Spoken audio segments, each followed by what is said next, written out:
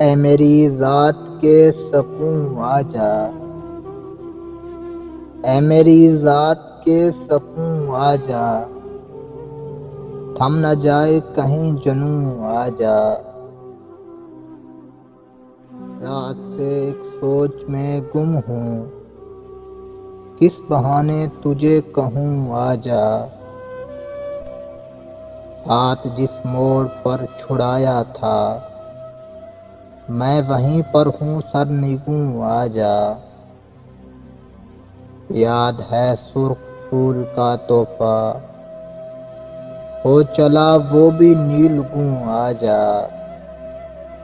اس سے پہلے کہ میں اذیت میں اپنی آنکھوں کو نوچ لوں آجا۔